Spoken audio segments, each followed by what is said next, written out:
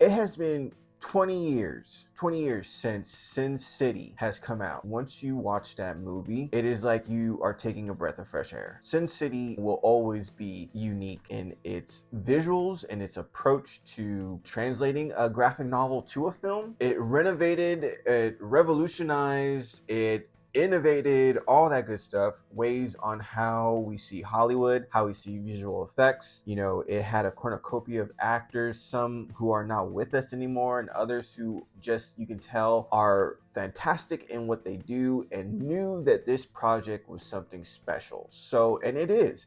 And like I said, it's been 20 years since it dropped. It came out in 2005. It's directed by Frank Miller, but Robert Rodriguez also directed it as well. There's those two got together, linked up, was able to create something so special that I believe that anyone who has watched it, anyone who knows of Sin City, knows that how rich of a masterpiece this film is. So guys, today I want to talk about Frank Miller's Sin City because it's been 20 years, dude, and I just watched it the other night and I was hooked. Like, there was a moment when my wife left, I didn't even know she like walked off the couch. That's how engrossed I was in this movie. It is so fantastic in its approach at neo-noir, at violence, and yeah, I wanted to talk about it today. So let's talk Sin City. Nobody asked you, bold boy.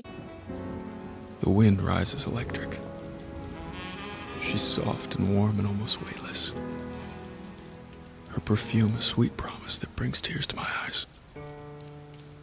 In doing my research and watching all the videos on YouTube, there are so many great visual breakdowns and just discussions on this film. Like, it's amazing to see the amount of love that is had for this movie, because it is just one of those films that just, I think if you're a cinephile, if you're a visual effects artist, if you're a script writer, like if you're aspiring to be any of those, if you watch Sin City, it will inspire you to do more. So one of those guys, Cinema Sticks, already did a fantastic job. I'll leave the link in the description so you guys can check out what he has to say also about this, because like I said, he did a great job diving into what went on with the film. And you know, I learned a lot of things from it when it came to how Robert Rodriguez reached out to Frank Miller and showed him these tests that he was doing. And it amazes me, man, because you don't really hear about directors, or I guess in this case directors, really, other than a certain few. Like, I definitely think Christopher Nolan is one who likes to innovate with technology that comes to bringing more out of their films, more of an experience to the audience, and much more of a awesome representation of the art that he's trying to deliver. When it comes to Sin City, Robert Rodriguez was like already in his head trying to figure out how to do these visual effects that could bring this graphic novel to life. He like was so inspired by Frank Miller's artwork, by his story, that he was like, you know what, I'm gonna do my best and I'm gonna do what I can with what I have to really translate this into film adaptation. The experimentation that went on to get the certain color hues for, you know, blood, for example. I believe they use orange, and on certain lighting, the blood comes up white, just like with Mickey Rourke, who plays Marv. His bandages, they use orange to make the bandages on Marv's face white. You know, they did certain things. Like, most of the stuff isn't even there. You know, most of it's all green screen. Most of it's all visual. But when you watch the movie, it's like so immersive.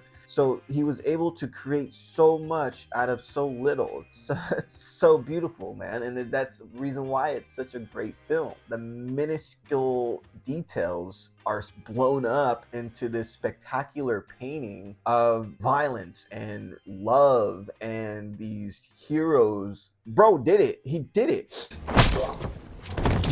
Hell of a way to end a partnership. Hell of a way to start my retirement.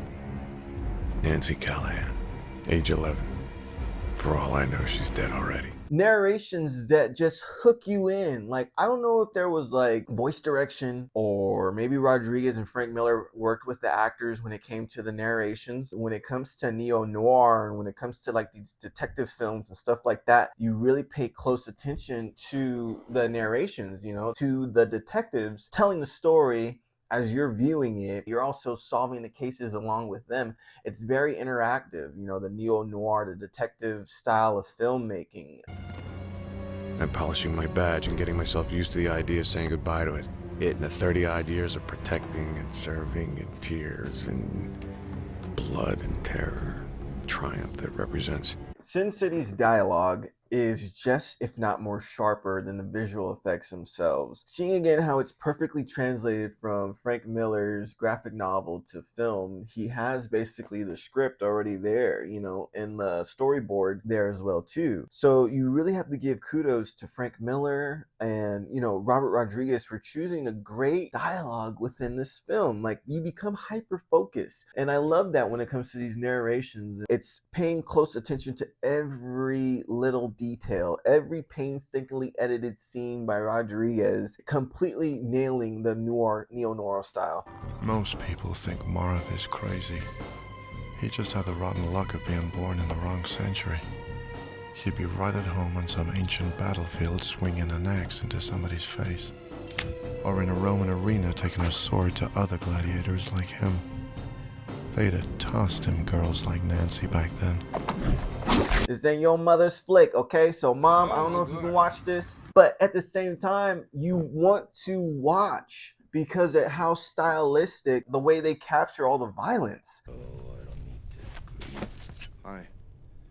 I'm Shelley's new boyfriend that I'm out of my mind. You ever so much as talk to Shelley again, you even think her name, and I'll cut you in ways that'll make you useless to a woman. You're making a big mistake, man. A big mistake. Yeah? You already made a big mistake yourself. You didn't flush. 20 years later, man. So these are based off of Frank Miller's storylines. The Hard Goodbye, The Big Fat Kill, and That Yellow Bastard are all intertwined in Sin City. And Robert Rodriguez and Frank Miller pull it off perfectly to keep these storylines and the momentum of the movie going. The pace is very, very well done. You see certain characters within other characters' stories, so there's a chronological sense to it. There's a oh, okay, I feel like it could never be like replicated. I mean, they did the sequel, but I don't think it got as much popularity as the first one. Again, you know, when there's less is better. So in the sequel, I feel like, you know, okay, we got to take it up another notch, and that's when it starts to get lost in the sauce. And then I believe The Spirit came out, and that just kind of tanked everything. I don't think anybody went to go see The Spirit, and that just really demolished the chance of this type of medium in films to really progress. And it breaks your heart because it's like, man, I would love for Hollywood to bring back the detective trope, man. Bring back the detective neo-noir trope, Hollywood, because it makes the audience get involved in a lot more mental way than just watching explosions go off and Jason Statham do his Statham thing. You know, it's I think they tried doing it with the Murder on the Orient Express and that dude with the mustache. I don't know, you know what I'm talking about? They tried doing that, or the Nile River one with Gal Gadot. It just didn't hit. You do it in this style right now, man. You know, don't try to recreate Sin City. You just create a new detective style. I feel like that's what people need right now. We need something that's different, that's visually stunning, that's inviting, that's poetry. It's great to see Bruce Willis doing his thing now that he's in the state that he's in, and it breaks your heart because it's like, man, you forget how great this guy was. Never forget how great Bruce Willis was. Good advice.